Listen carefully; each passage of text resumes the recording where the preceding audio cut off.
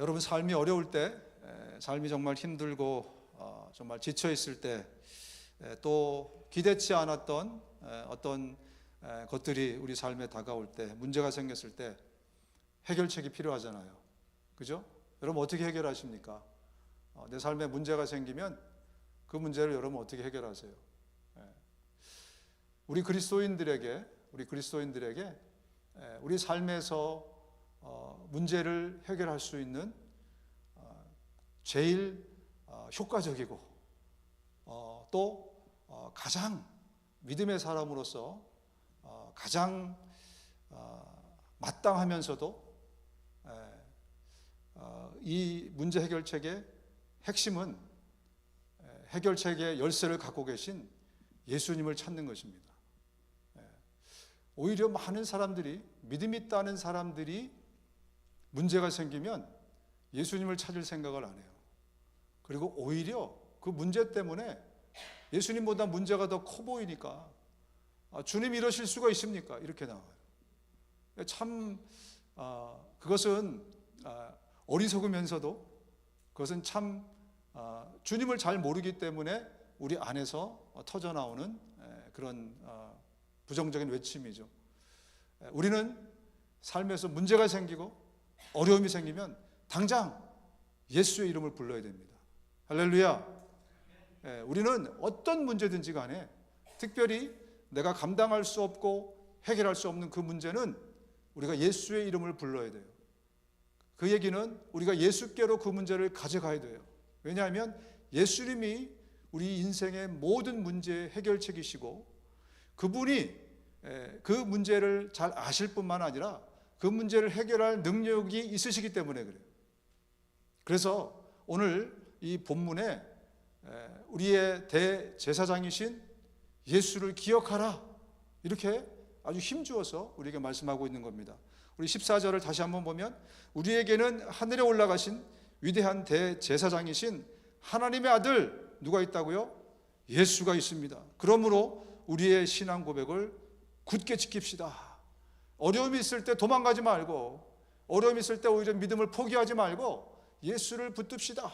이렇게 지금 히브리 당시에 예수를 믿고 있는 히브리 교인들에게 이렇게 히브리서 기자가 강력하게 외치고 있습니다.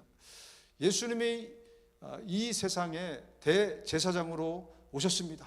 이것을 강조하면서 예수께서 대제사장으로 계시니까 여러분들이 지금 삶에서 겪는 어마어마한 핍박들, 예수 때문에 발생한 어마어마한 문제들, 또 여러분의 삶에서 겪고 있는 힘든 그 어려운 것들, 이것들 여러분 믿음을 포기하지 말고 예수를 바라봅시다. 예수를 바라보세요. 이렇게 지금 강력하게 호소하고 있습니다. 여러분 대제사장이 하는 제일 중요한 일이 뭔지 아십니까? 구약의 대제사장이 있지 않습니까?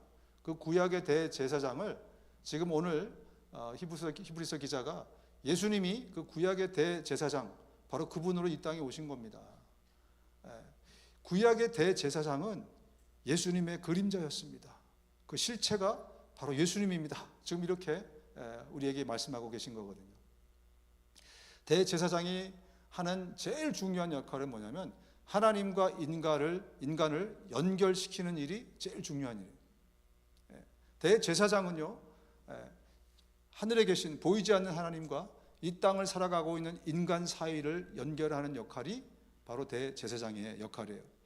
하나님께서 이스라엘 백성들을 하나님의 백성, 자기 백성으로 삼으시면서 이제 출애굽을 시키잖아요. 그죠? 그러면서 그 리더로 누구를 세웠죠?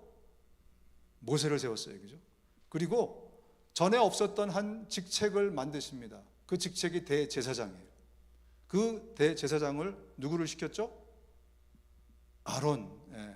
모세의 형 아론을 시켰어요. 그래서 모세는 하나님의 말씀을 대언하는 리더요 선지자로 삼으셨고, 그리고 제사를 주관하는 하나님과 인간 사이를 제사를 통해서 연결하는 역할을 아론을 시키셨어요.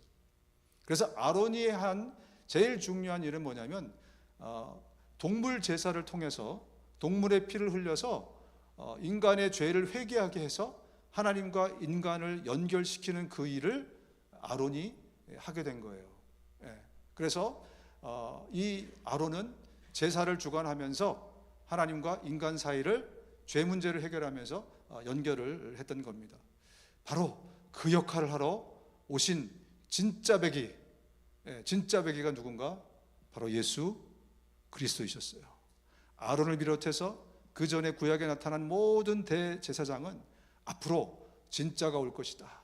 너희들은 그림자지만 진짜가 올 것이다. 이것을 계속해서 말씀해 주셨고, 그리고 진짜 베기인 예수님이 이 땅에 오셨어요. 그래서 예수님이 우리와 우리 하나님을 연결하는 그 대제사장의 역할을 하신 것입니다. 여러분, 왜 예수님은 인간을 하나님하고 연결시키려고 하셨을까요? 우리 인간은 왜 하나님하고 꼭 연결을 해야만 될까? 보기에 하나님하고 연결 안 해도 잘 살고 있는 것 같은데, 하나님 없이도 지금 많은 사람들이 잘 살고 있는 것 같잖아요, 그죠? 그런데 왜 예수님이 죽으면서까지 하나님과 우리 사이를 그렇게 연결하셔야만 했을까? 궁금하지 않습니까? 왜냐하면 우리를 살리기 위해서 그렇게 하신 겁니다.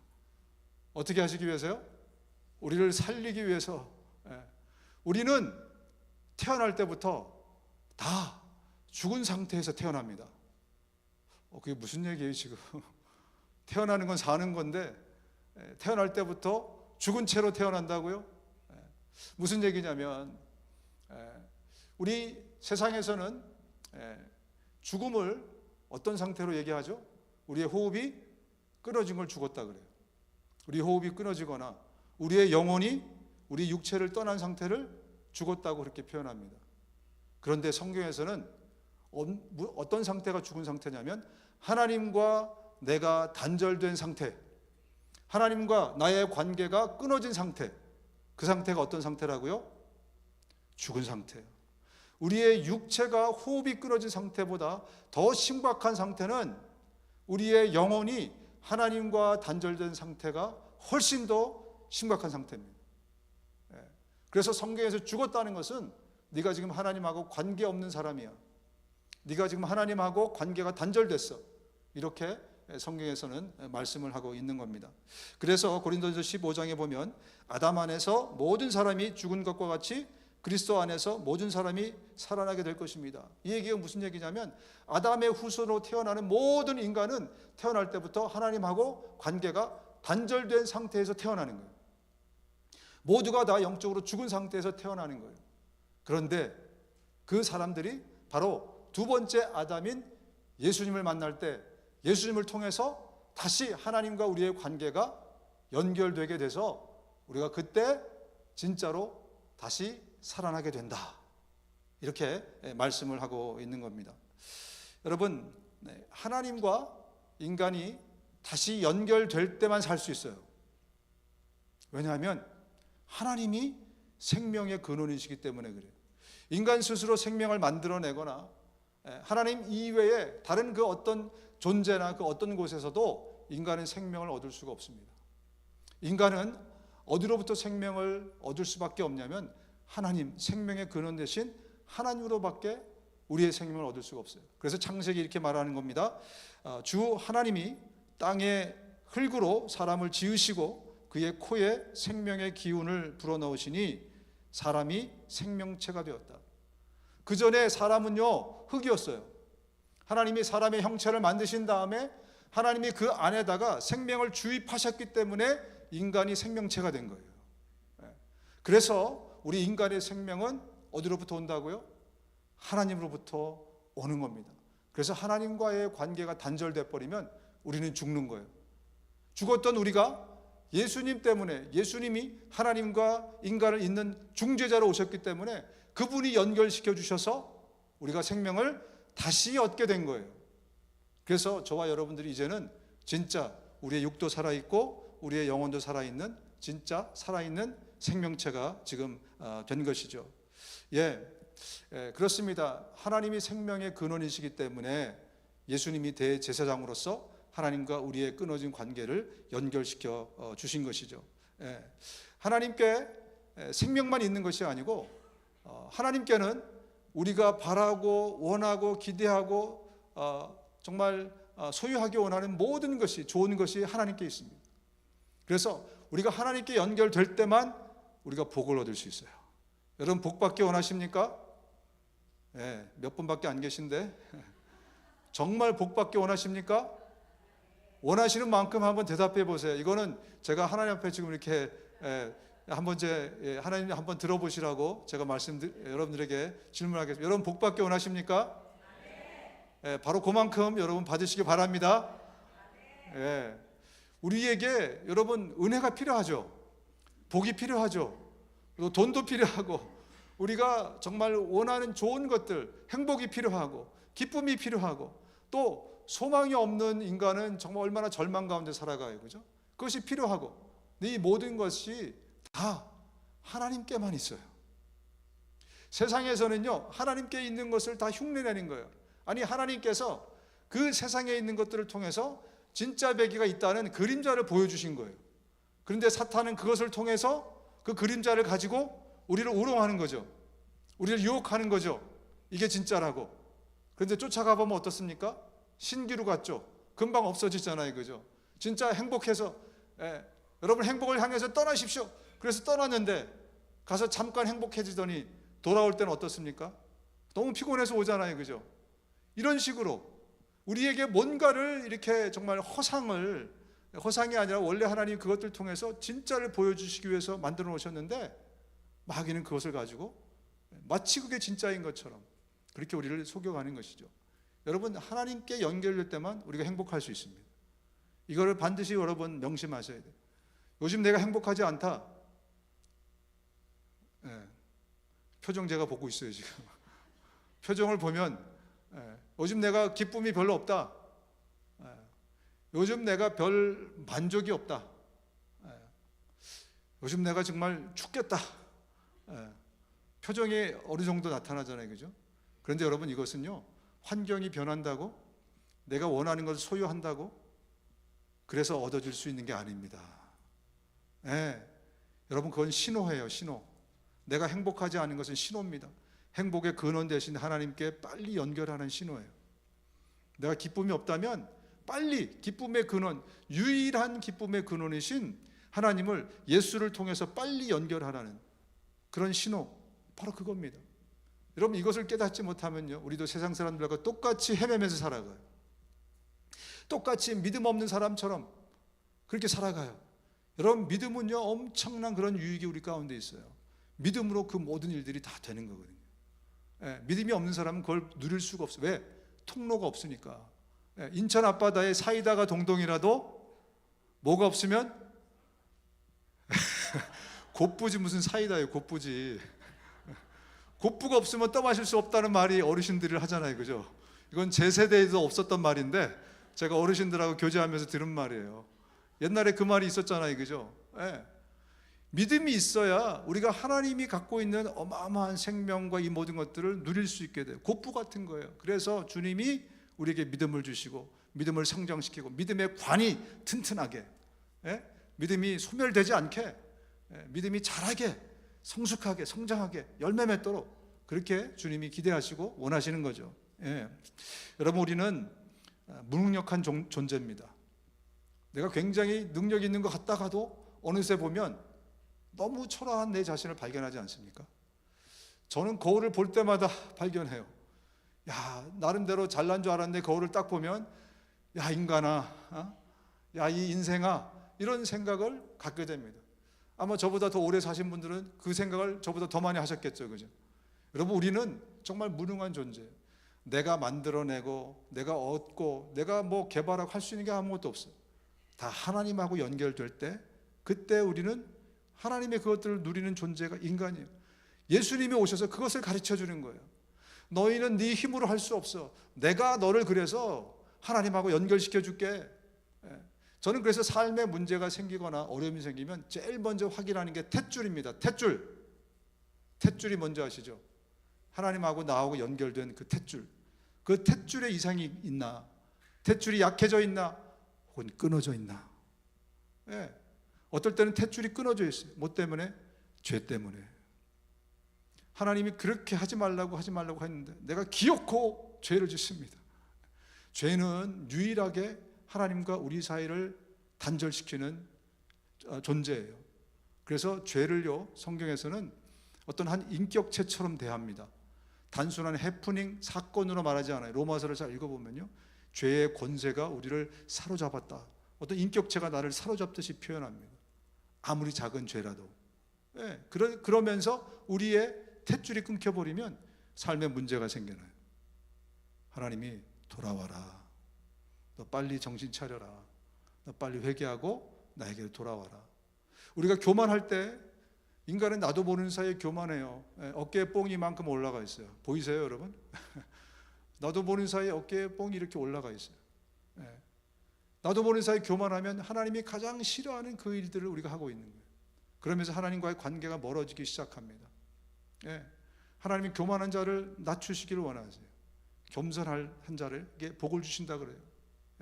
교만한 자를 주님이 대적하신다고 말씀하시잖아요. 그죠? 하나님과의 관계가 멀어지는 거예요. 그래서 저는 무슨 문제가 생기든지 제일 먼저 확인하는 게 뭐라고요? 탯줄.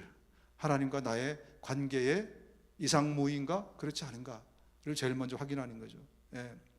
여러분, 그래서 우리의 삶에서 제일 중요한 것은요, 예수를 통해서 하나님과 나를 연결하는 거예요. 우리가 예수 믿을 때 이 일이 생겨나는 겁니다. 예수님을 우리 마음에 영접했을 때 예수님이 우리 안에 들어오셔서 그 대제사장의 제일 중요한 역할, 하나님과 우리 사이를 연결한 역할을 하십니다. 그래서 아직 예수님을 모르는 분들에게 말씀드리는 것은, 여러분들에게 지금 제일 중요한 것은 나와 하나님 사이의 관계를 지금 연결하는 거예요. 누굴 통해서? 예수님을 통해서. 예수님을 내 마음에 영접하는 그 일을 통해서. 그리고 그것뿐만이 아니라 이미 예수님을 영접하시는 분들은 날마다 이 탯줄이 든든하게 연결되어 있는지를 우리가 확인하고 그 날마다 주님과 연결되어서 살아가는 겁니다. 그렇지 않는 동안, 탯줄이 약해져 있는 동안, 끊어져 있는 동안은 우리에게 주님이 주시는 어마어마한 놀라운 복과 은혜와 생명과 여러분들이 바라고 원하는 그 어떤 그런 것들이 다 끊어져 있는 상태예요. 손해보는 상태이지 않습니까? 그래서 제일 중요한 것은 바로 하나님과 나의 관계를 살피는 것입니다. 여러분, 그래서 전도하는 것이, 선교하는 것이 정말 제일 가치 있는 일입니다. 왜? 하나님하고 끊어져 있는, 영적으로 죽어져 있는, 죽은 그 상태, 그러면서도 죽은지 모르고 살아가는 그 사람에게 가서 복음을 전해주고 예수를 전해주면서 예수가 그 인생을 하나님하고 연결하도록 하는 것, 이게 얼마나 정말 중요한 일인지 몰라요. 저와 여러분들 정말 그런 면에서 놓치지 말고 정말로 정말 이 위대한 일들을 잘 감당해낼 수 있는 우리 모두가 되었으면 좋겠습니다. 우리 15절을 보면 우리의 대제사장은 우리의 연약함을 동정하지 못하는 분이 아닙니다. 아까 우리 하가한 말씀이죠. 그는 모든 점에서 우리와 마찬가지로 시험을 받으셨지만 죄는 없으십니다. 예수님이 이 땅에 육체를 입고 오셨어요. 그 육체는 우리하고 똑같은 육체입니다. 하나님이시기 때문에 하나님이시면서 동시에 인간이 되실 수 있는 거예요. 인간은 그거 못해요. 그러나 하나님이시기 때문에 하나님이시면서 인간이 될 수 있어요. 어떻게? 뭐 때문에? 하나님이시기 때문에. 그래서 하나님이 일부러 온전한 인간의 몸을 입고 이 땅에 오신 거죠. 그러면서 이 땅을 33년 동안 사시면서 우리가 겪은 모든 고통, 모든 아픔, 모든 기쁨, 모든 행복을 다 누리셨다는 거예요.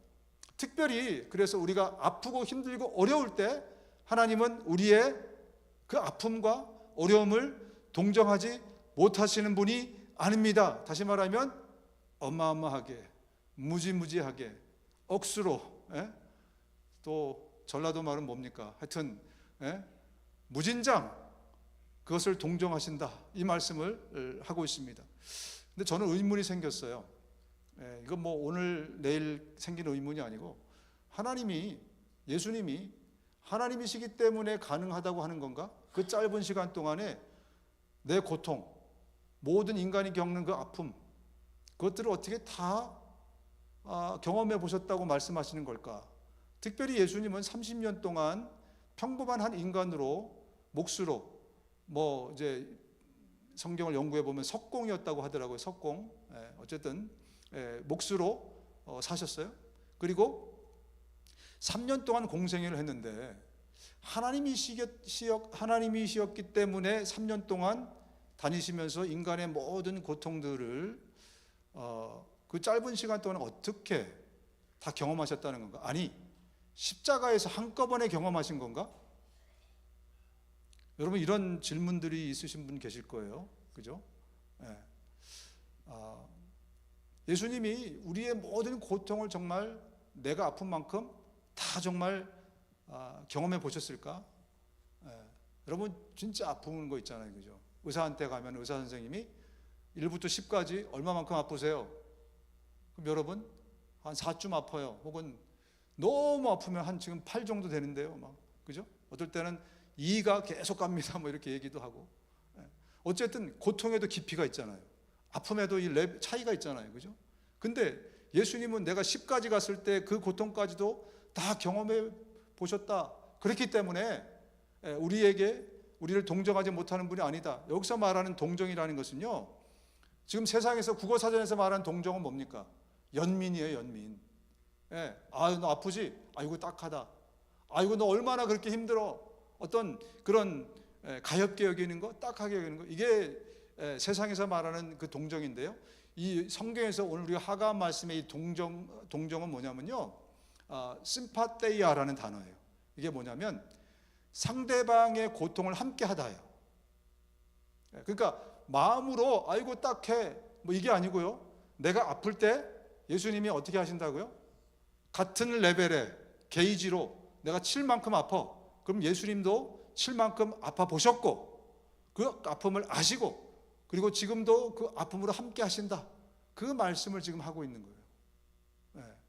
어째서 예수님이 인간의 그 모든 고통을 다 칠 만큼 혹은 팔 만큼 그렇게 아파 보셨다고 말씀하시는 건가? 일단 성경을 보면요, 예수님이 인간들이 슬퍼하는 그 슬픔에 동참하고 아픔에 또 동참하는 여러 흔적들이 나와 있습니다. 먼저는 나사로가 죽었을 때 예수께서는 눈물을 흘리셨다. 그러자 유대 사람들은 보시오, 그가 얼마나 나사로를 사랑했는가 하고 말하였다. 유대 사람들이 예수님을 딱 보니까 거기 있던 사람들이 막 우시는데 연기하는 것 같지는 않아요. 예수님이 그냥 거기서 뭐 이렇게 훌쩍훌쩍 우시는데 그냥 뭐 일부러 제스처 같이 연기하는 것 같지는 않고, 이 사람들이 볼 때 야, 우리가 나사로를 사랑해서, 나사로를 지금 잃어버렸잖아요. 죽었잖아요. 그죠? 우는 만큼 보니까 예수님도 그렇게 울고 계시더라 라고 하는 얘기예요. 지금 예수님도 지금 인간이 죽음 앞에서 절망 갖고 있는 그 절망과 어찌 해볼 수 없는 그 슬픔과 아픔이 있잖아요. 그죠? 우리 사랑하는 사람이 떠났을 때 그 죽음 앞에서 우리가 갖고 있는 그 슬픔, 그 말할 수 없는 그 아픔, 그죠? 그거를 지금 예수님이 똑같이 하고 계시는 것을 인간들이 지금 본 거예요. 그 얘기를 지금 하고 있는 거거든요. 예수께서 무리를 보시고 그들을 불쌍히 여기셨다. 그들은 마치 목자 없는 양과 같이 고생에 지쳐서 기운이 빠져 있었기 때문이다. 여기서 불쌍히 여겼다는 말은요, 스플랑크니조마이라는 단어인데, 이건 어떤 거냐면 창자가 끊어지는 듯한 아픔, 내장이 파열되는 듯한 아픔. 그러니까 단순히 겉으로 가슴에서 슬픔으로의 슬픔이 아니에요. 더 밑으로 내려가서 진짜 창자가 끊어지는 듯한 그 아픔과 슬픔, 여러분 인생 살면서 가끔씩 경험하게 되잖아요. 우리가, 그죠? 정말 너무너무 아프고 너무너무 슬퍼서 너무너무 절망적이어서 창자가 끊어지는 듯한 스플랑크니조마이 같은 그런 마음. 근데 예수님이 인간들을 보면서 그런 마음을 지금 가지셨다는 거예요. 보니까 당시에는 밥을 2끼 먹으면 잘 먹었어요. 보통 사람이 1끼 먹었거든요. 부자야 3끼 먹지요. 우리 인간들이 여러분 3끼 먹은 거 얼마 안 됐습니다. 할렐루야. 우리 3끼 먹는 거 지금 너무 배불러서 저만 해도 하루에 2끼 먹으려고 노력하거든요. 근데 원래 인간은요, 1끼 먹으면 잘 먹었어요. 다 2000년 전에는요 그랬어요. 신발을 제대로 신었겠어요. 그죠? 그냥 집세기 엮어서 신었겠죠. 그냥 제가 하는 말입니다. 거기 집세기가 없었겠지만 신발도 제대로 못 신고, 인간들이 보기에, 그리고 무엇보다도 목자가 없는 영적인 방황, 그들에게 인도자라고 바리새인 서기관들이 있지만 이것들 다 타락해가지고 지금 완전히 wandering around 하고 있는 그 영혼들을 보면서 예수님이 스플랑크니조마이, 인간의 배고픔에, 인간의 어떤 영적인 상태에 너무너무나 가슴 아프고 영적인 그 아픔을 같이 예수님이 느끼셨다는 거예요. 그래서 예수님이 우리를, 인간을 보실 때 우리의 인간의 고통에 함께 sympathy라는 단어가 있죠. 영어에 sympathy. 거기서 이 단어가 여기서 나온 것 같아요. 이 sympatheia. 근데 이 지금 유대인들이 이 히브리 이제 편지 형식으로 돼 있잖아요. 편지를 받으면서 굉장히 아마 감동했을 거예요. 아니, 예수님이 지금 내 고통에 같이 동참하고 계시다고? 내 이 아픔을 똑같이 예수님이 아시다고? 어마어마한 충격을 받았을 겁니다. 왜냐하면요, 당시에 고대 이 그리스 또 이 로마 지역의 어떤 철학적인 배경이 어떤 배경이었냐면, 신은요 심파티아를 갖고 있으면 안 돼요. 그러면 신으로서 자격이 없어요. 인간의 감정에 영향을 받는 것은 신이 아니다. 그래서 그때는 아파티아, 무감각, 무감정, 그게 신의 조건이에요. 그래서 그 당시에 사는 사람들은요, 신은 감정이 없다고 믿었어요. 지금 이 히브리서를 받고 있는 사람들이 다 예수를 처음부터 잘 믿은 사람이 아니잖아요. 어떻게 보면 지금 다 새신자들이에요. 초신자들이에요. 그죠? 아직 믿음이 완전히 서지 않은 사람들. 그러니까 핍박이 오니까 지금 다시 원래 유대교로 돌아가려고 했던 거잖아요. 그죠? 그래서 많은 사람 믿음 없는 상태에서 이 편지를 받았는데, 자기가 알고 있는 예수님이 신으로 알고 있잖아요. 그죠? 하나님을 알고 있잖아요. 근데 그분이 나의 아픔에 같은 그 고통으로, 같은 깊이로 지금 같이 아파하고 계시다는 거예요. 얼마나 그것이 그들에게 감격이고 충격이었겠습니까? 여러분, 예수님이요 아픈 환자들을 고치실 때 예수님이 이 땅에 오셔서 그 주로 하셨던 세 가지의 일들이 있잖아요. 그죠? teaching, preaching, healing, 그죠? 이 세 가지를 주로 하셨잖아요. 그 중에 힐링을 많이 하셨는데, 그 힐링한 장면들을 오늘부터 여러분들이 복음서를 읽을 때마다 한번 유심히 살펴보십시오. 예수님이 누구를 고칠 때는요, 고치기 전에 항상 뭘 하시는지 아십니까? 가서 만져요. 터치해요. 예, 그 사람의 몸을 만집니다. 문둥병자도 만지고요, 소경도 만지고요, 또 혈류병 걸린 여자는 예수님을 만져서 났어요. 또 성경에 보면요, 사람들이 다 예수님을 만지기 원하더라, 이렇게 또 표현이 되어 있어요. 예, 가서 만지십니다. 근데 예외가 있죠. 어떤 경우냐면, 어떤 신적 권위를 그 사람들 앞에서 선포할 때는 예외적으로 만지지 않습니다. 예를 들면 백부장의 그 신하를 고쳐달라고 예수님한테 백부장이 와서 얘기했을 때 신적 권위로 예수님이 그에게, 그 백부장 그걸 요구하잖아요. 굳이 우리 집까지 오실 필요 없습니다. 당신이 신인데, 나도 높은 사람이나 부하들한테 말만 하면 되는데 당신이 신인데 굳이 올 필요 없습니다. 그러니까 예수님이 말로 고쳐주시잖아요. 그죠? 네 하인이 낫다. 그죠?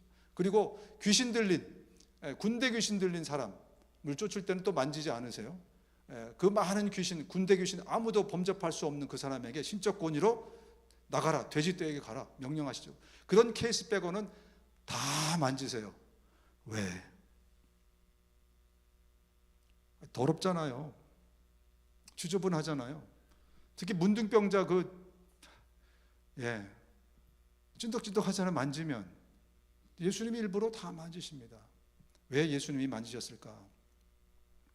여러분, 십자가는요, 인간의 모든 죄와 저주가 예수님께 임퓨테이션, 전가, 모든 게 다 옮겨간 그 역사가 십자가에서 이루어졌어요. 십자가의 사건이 우리에게 왜 중요하냐면, 예수님이 십자가에 달려 죽으심으로 인해서 우리가 죽어야 될 그 죽음이 예수님께 전가됐고, 우리의 죄가, 우리가 받을 저주가 예수님께 전가됐다 그래요. 다 없어져요. 대신 예수님의 생명과 은혜가 우리 가운데 오게 된 거죠. 이래서 십자가 사건이 너무너무나 중요한 거예요. 그런데 예수님이 단지 십자가에서 그 짧은 시간 동안만 고통을 받으셨는가? 그래서 사람들이 생각하기를, 그 십자가의 고통이 아주 임팩트하게, 아주 그냥 딱 이렇게 막 뭐라고 해야 되나, 딱 줄여가지고, 그죠? 아주 그냥 맥시마이저해서, 그래서 거기서 막 채찍에 엄청 맞고 막 찔리고 막 가시에 찔리고 피가 여기에 못이 들어가서, 그래서 그 짧은 시간 동안에 전체 고통을 한꺼번에 그렇게 아프셔서 예수님이 우리의 고통을 대신 담당하셨고, 또 예수님이 우리의 모든 고통을 다 경험해 보셨다라고 얘기하는 것일까? 그렇게 생각하는 분들도 계시겠지만, 제가 볼 때는 예수님이 우리 모든 인간의 병과 아픔인 사람들을 일부러 만지신 이유는 바로 이 십자가 사건의 예표이기 때문에 만졌다고 생각합니다. 가서 그 사람을 일부러 만지신 이유는 그때 힐링 파워를 제대로 만져서 전달하기 위해서 그런 것이 아니고, 그를 안수하심으로 그의 고통, 그의 저주, 그의 죽음이 예수님께 전가되는 거예요. 십자가의 사건을 예표로 보여주는 거죠. 여러분, 구약에 이미 그것에 대한 사인들이 나와 있어요. 구약의 율법 중에 무슨 말씀이 있냐면, 부정한 것을 만지지 말라 그래요. 만지지 말라. 그러면 부정한 것을 만지면 어떻게 되죠? 내가 부정하게 돼요. 부정이 나에게 전가가 되는 거예요. 그래서 율법에 부정한 것을 만지지 말라 그래서 시체를 만지잖아요. 부정한 시체를 만지면 집 밖으로 쫓아내요. 그래서 얼마 동안 있다가 자기를 퓨리파이하고 다시 들어오게 그렇게 합니다. 이미 구약에 그런 힌트가, 십자가와 십자가의 그 전가 사건에 대한 힌트가 나와 있어요. 예수님이 사람들을, 그 많은 1000명 단위가 아니에요. 10,000명, 몇십만 명 더 이상이 됐을 겁니다. 그죠? 대표적인 사건만 기록되어 있지만 밤에 예수님을 향해서 무지 많은 사람들이 몰려들었는데 예수님이 그들을 다 만지세요. 그래서 그들을 치료해 주시는데, 그때마다 예수님은 자신에게 그 고통을 흡수하는 거예요. 자신에게 그 모든 아픔을 전가하는 거예요. 그래서 그의 아픔을 예수님이 대신 아프고 그에게 생명을 주는 거예요. 그에게 회복을 주는 거예요. 그를 낫게 해주시는 겁니다. 자, 말씀을 같이 읽어보겠습니다. 마태복음 8장 16, 17 같이 한번 읽어보겠습니다. 시작. 날이 저물었을 때에 마태복음 8장 16, 17 시작. 날이 저물었을 때에 마을 사람들이 귀신 들린 사람을 많이 예수께로 데리고 왔다. 예수께서는 말씀으로 귀신을 쫓아내시고 또 병자를 모두 고쳐주셨다. 이리하여 예언자 이사야를 시켜서 하신 말씀이 이루어졌다. 그는 몸소 우리의 병약함을 떠맡으시고 우리의 질병을 짊어지셨다. 지금 예수님이 십자가에 달리는 상황을 말씀하시는 겁니까? 그 전에를 얘기하는 겁니까? 그죠? 지금 십자가 상황을 얘기하는 게 아니에요. 그 전에 많이 귀신 들린 사람들, 또 많이 아픈 병자들, 이 사람들이 왔을 때 귀신은 쫓아내시고 병자는 고쳐주시는데, 보면 병자들은 다 만지세요. 귀신 쫓을 때는 말씀으로만 하십니다. 그런데 병자들은 다 만져주세요. 그 모든 우리 인간의 고통과 아픔을 몸소 다 경험하신 것입니다. 여러분, 구약의 제사에서 제사를 드릴 때 동물을 가져옵니다. 제사 드리는 사람이. 제사는 이제 회개의 제사잖아요, 그죠? 그럴 때 그 동물의 머리에다가 누가 안수하죠? 그럴 줄 알았어요. 일부에도 누가 틀렸어요. 제사장이 아니고 납니다, 나. 제사장이 그 위에다 손을 얹는 게 아니고요, 제물을 가져온 사람이 그 위에다 손을 얹어요. 왜 제사장이 손을 얹지 않고 자기가 얹을까요? 왜냐하면 이 동물이 내 대신 죽어야 되니까. 내 죄값을 내가 전가시키는 거예요. 내 저주를 동물에게 전가시키는 겁니다. 그래서 레위기 1장에 보면요, 제물을 갖고 오잖아요. 그러면 제사장이 하는 일은 이거예요. 아무것도 안 해요. 가만히 있어요. 다 자기가 손을 얹고 거기다가 내 죄와 내 저주를 거기다가 전가시키고, 그리고 자기가 끌고 나가요. 그리고 나가서 각을 뜨고 막 하면서 피가 막 제사장한테 안 튑니다. 자기한테 다 튀는 거예요. 이 더러운 죄를 본인이 직접 경험하는 거죠. 그죠? 이 더러움들을, 죄를 전가시키는 겁니다. 여러분, 이스라엘의 모든 죄를 한꺼번에 1년에 딱 한 번 모든 사람의 죄를 한꺼번에 회개하는 날이 있어요. 그날이 대속죄일입니다. 그날에는요 2마리의 염소를 가지고 옵니다. 그래서 한 마리 염소는 하나님께 번제로 올려드리고 한 마리는 아사셀의 염소라고 불러요. 예, 이게 어떤 그 상징이고 어떤 역할을 하냐면, 이스라엘의 모든 죄를 한 마리의 양을 통해서 번제로 올려드린 다음에 또 한 마리에게는 대제사장이 그 아사셀의 염소의 머리에 손을 얹고, 그리고 이스라엘 모든 사람들의 죄를 다 전가시켜요. 모든 저주를 다 여기다 전가시킵니다. 그리고 나서 그 염소를 광야로 보내요. 그래서 광야에서 이스라엘 백성들을 대신해서 죽게 만들도록, 그 광야에서 헤매다가 죽으면 그럼 이스라엘의 모든 죄를 하나님이 임시지만 다 용서해 주는 그날이 대속죄일이고, 그 염소를 아사셀의 염소라 이렇게 부릅니다. 여러분, 이렇듯이 예수님이 저와 여러분들의 모든 죄를 다 자신에게 전가시켜서 아사셀의 염소로 십자가에서 죽으셨습니다. 뿐만 아니라 예수님은 평소에도 모든 인간의 그 고통과 아픔을 직접 자기가 만지심으로, 안수하심으로 그 저주와 그 고통을 스스로 다 흡수하셨어요. 그래서 오늘 본문에 그렇게 얘기하는 겁니다. 예수님이 대제사장으로 오셔서 저와 여러분들의 모든 고통을 똑같이 경험하셨습니다. 그리고 지금도 똑같이 아파하고 계십니다. 그런 여러분, 대제사장인 예수를 바라보시면서 믿음을 놓지 마십시오. 그분이 지금 당신과 함께 하고 있습니다. 여러분 눈물 나죠? 여러분 힘들죠? 여러분 어렵죠? 여러분 죽겠죠? 그런데 우리 예수님이 지금 나와 같은 아픔을 같이 심파티 하시면서 같이 그 고통을 경험하시면서 우리 아버지께 중보하는 중보자의 기도로 지금 함께하고 계신다라는 말씀을 하고 있는 거죠. 여러분, 인간이 겪는 제일 큰 안 좋은 감정 중에 하나가 저는 배신감이라고 생각합니다. 어떠세요? 맞았나요? 틀렸나요? 배신 안 당해본 사람은 잘 몰라요. 근데 특히 사랑하는 사람에게 배신을 당했을 때는요, 정말 죽고 싶지 않습니까? 정말 사랑했는데 이 여자가, 이 남자가 배신을 때렸어? 그런 경우도 있고요. 진짜 내 베프야, 베스트 프렌드, 베프인데 정말 나랑 가깝고 나의 삶의 모든 걸 나누는데 어느 날 나에게 등을 돌려. 나는 정말 친했다고 생각했는데. 그럴 경우에 정말 어떻게 말로 할 수 없는 그 아픔들이 우리 가운데 있지 않습니까? 우리 인간은 그런 존재입니다. 설사 그가 정말 나를 사랑하고 아끼고 그래서 내가 고통받고 아플 때 그가 내 곁에 와서 나와 함께 하고 있으면서 함께 있어주는 거 참 위로가 되죠. 그죠? 그리고 내 아픔을 내가 이야기했을 때 그것을 공감해 주는 거 너무나 감사한 일입니다. 그러나 그는 인간이기 때문에 이 아픔의 문제를 해결할 수는 없어요. 공감은 해줄 수 있습니다. 함께 있어 줄 수는 있습니다. 그러나 해결할 능력은 그에게 없어요. 그런데 우리의 대제사장이신 예수는 그것을 공감할 뿐만이 아니라 그 고통에 함께 동참하고 그리고 그 문제까지 해결해 줄 능력이 있는 예수 그리스도이시기에 여러분, 은혜의 보좌 앞으로 나아가십시오. 여러분, 그 예수 그리스도께 나아가십시오.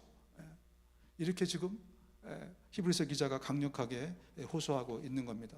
마지막 구절을 보면 이렇게 말씀합니다. 그러므로 우리는 담대하게 은혜의 보좌로 나아갑시다. 그리하여 우리가 자비를 받고 은혜를 입어서 제때 주시는 도움을 받도록 합시다. 지금 현재는요, 예루살렘에서 아주 웅장한 성전이 있었어요. 그래서 그 성전에서 제사를 드리는데 제사장도 아주 멋진 옷을 입고 그리고 제물을 가져다가 그리고 제사를 드리고 있었어요. 그래서 이 유대인들이, 예수를 믿게 된 유대인들에게 뭐라고 얘기했냐면, 너희들 성전 있어? 성전 없잖아. 너희들 제사장 있어? 없잖아. 너희들 제물 있어? 없잖아. 눈에 보이는 게 없잖아요 지금, 그죠? 그러니까 없다 그러면서 너희들 이단이야 그러면서 그들을 핍박했던 거예요. 그래서 회당에서 막 쫓아냅니다. 여러분, 유대 사회에서 회당에서 쫓겨난다는 것은요, 혼자 살 수 없는 그런 존재가 된 거예요. 완전히 사회로부터 격리시키는 거거든요. 엄청난 핍박을 가했습니다. 네, 유대 공동체 안에서 뿐만 아니라 당시에는 황제 숭배 사상들이 사상이라기보다 법으로 그것들이 식민지에 내려왔어요. 그래서 황제를 신으로 섬겨야 되는, 그러니까 그걸 하기 싫어서 어디에 갑니까? 카타콤으로 숨은 거예요. 지하 동굴로 숨어서 산 겁니다. 그래서 카타콤이 생긴 겁니다. 예. 여러분 그 터키에 가면 여러분 꼭 한번 데리고 가고 싶은데, 터키에 가면은 지하 20m, 30m, 50m까지 내려가잖아요. 그러면 지하에 예배당이 있어요. 지하에 학교가 있어요. 지하에 식당이 있고요. 지하에 광장 같은 게 있습니다. 다 있어요. 그게 왜 생겼는지 아십니까? 바로 이런 그리스도인들 때문에 그래요. 믿음을 포기하지 않기 위해서 그들이 땅을 파고 그 속에 들어가서 거기서 평생을 산 겁니다. 거기서 태어나서 거기서 죽은 사람도 있어요. 뭐 때문에? 예수 그리스도. 오늘 히브리서 기자가 저 성전에 있는 보좌를 바라보지 말고 예수 그리스도의 그 은혜의 보좌를 바라보라, 이 말씀 한마디를 그들이 그 믿음을 지키기 위해서 그들은 땅굴로 들어간 거예요. 자기의 목숨을 내놓고 예수를 믿은 거예요. 그래서 누구는 끌려가서 사형장에 이슬로 사라지기도 하고 동물의 밥이 되기도 하고, 이렇게 우리의 믿음의 선조들이 그 엄청난 어려운 환경 가운데서도 믿음을 포기하지 않고 그 주 예수 그리스도를 붙들고 하나님과 연결된 그 삶을 살기 위해서 그렇게 살았던 것입니다. 여러분, 그래서 이 히브리서 기자가 여러분들 혼자 하기 힘드니까 이거는 공동체가 같이 이 아픔을 견뎌내야 됩니다. 그래서 히브리서 10장의 이야기도 쓴 겁니다. 어떤 사람들의 습관처럼 우리는 모이기를 그만하지 말고 서로 격려하여 그날이 가까움을 볼수록 더욱 힘써 모입시다. 그 핍박과 환난은요, 혼자 버텨낼 수가 없어요. 그래서 모이기에 힘쓰라는 거예요. 여러분도 어렵고 힘들잖아요, 그죠? 어렵고 힘들 때 여러분 혼자 그거 감당 못해요. 그래서 이 말씀을 우리에게 미리 주신 겁니다. 모이기에 힘쓰라. 그래서 우리가 예배 때마다 모이고 새벽에도 모이고 수요일도 모이고 주일도 모이고 목장 모임으로 모이고 또 우리 썬데이 스쿨로 모이고 자꾸 모이기에 힘쓰는 그런 모임을 우리가 갖게 되는 거죠. 여러분, 오늘날도요, 우리가 예수를 제대로 믿으면 그러면 핍박이 있습니다. 왕따 시켜요. 손해가 있습니다. 경험 안 해보신 분들, 그런 분들은요, 내가 제대로 예수를 안 믿고 있을 확률이 많아요. 예수를 믿는다는 건요, 내가 복음까지 전하는 그런 사람이 된다는 거거든요. 그렇게 되잖아요. 그러면 내가 조용히 예수를 믿는다, 뭐가 됐든지 간에 그거는 제대로 예수를 믿는 게 아닙니다. 근데 우리가 복음까지 전하면서 제대로 예수를 믿게 되잖아요. 그러면 반드시 영적인 방해와 어려움들이 거기에 반드시 있어요. 이거는 예수님이 개런티 하셨어요. 예수님이 이렇게 말씀합니다. 세상이 너희를 미워하거든 세상이 너희보다 먼저 나를 미워하였다는 것을 알아라. 너희가 세상에 속하여 있다면 세상이 너희를 자기 것으로 여겨 사랑할 것이다. 그러나 너희는 세상에 속하지 않았고 오히려 내가 너희를 세상에서 가려 뽑아냈으므로 세상이 너희를 미워하는 것이다. 미움받습니다. 100%, 100% 개런티. 오늘날도 2000년 전뿐만이 아니라 오늘날도 내가 제대로 믿음 생활하고 하나님 사랑하고 그리스도의 신부로 이 땅을 살아간다면 우리는 반드시 이런 어려움 가운데 있습니다. 그런 저와 여러분들에게 말씀하시는 거죠. 은혜의 보좌를 바라보십시오. 조용히 믿을까? 특히 어디서부터 가장 크고 또 정말 견디기 힘든 핍박이 오는 줄 아십니까? 같은 믿는다는 동료들로부터 와요. 같은 교회는 아니지만 다른 교회 장로가요, 다른 교회 권사가요, 다른 교회 집사가 저한테 이렇게 얘기합니다. 여러분에게 이렇게 얘기합니다. 야, 나도 권사야, 적당히 믿어. 나도 장로야, 좀 적당히 해도 괜찮아. 여러분, 이런 소리 안 들어보신 분 계십니까? 저는 예전에 그런 소리 좀 들었어요. 평신도 때도 그런 소리 좀 들었어요. 친구들한테, 야, 적당히 해 임마. 나도 교회 잘 다녀. 나도 교회 다니고 에브리 선데이 교회 다니는데. 우리가 어딜 가든지 정말 제대로 예수를 믿으려고 하면 가장 가까운 사이에서부터 먼저 핍박이 들어오게 되어 있습니다. 그때 주님이 이렇게 우리에게 말씀하십니다. 우리 마지막 마태복음 5장 10절 12절 같이 읽겠습니다. 시작. 의를 위하여 박해를 받은 사람은 복이 있다. 하늘나라가 그들의 것이다. 너희가 나 때문에 모욕을 당하고 박해를 받고 터무니없는 말로 온갖 비난을 받으면 복이 있다. 너희는 기뻐하고 즐거워하여라. 하늘에서 받을 너희의 상이 크기 때문이다. 너희보다 먼저 온 예언자들도 이와 같이 박해를 받았다. 주님의 복이 있습니다. 주님의 보상이 있습니다. 주님이 갚아주실 것입니다. 여러분, 그 믿음이 있으시다면 정말 이 땅을 참된 그리스도인으로 살아가십시다. 이번 한 주간도 우리의 삶의 현장에서 내가 작은 예수로, 또 예수를 전하는 자로, 또 예수를 드러내는 그리스도의 향기로 그렇게 살아갈 수 있는 저와 여러분 됐으면 좋겠습니다. 마지막에 이런 말씀 하잖아요. 제때에 주시는 도움을 받도록 합시다. 무슨 뜻이냐면요, 딱 맞춰서 그때 주님이 도움 주신다는 거예요. 우리가 제일 곤란할 때 딱 맞춰서 주님이 우리를 도와주실 거니까 여러분 힘내십시오. 할렐루야.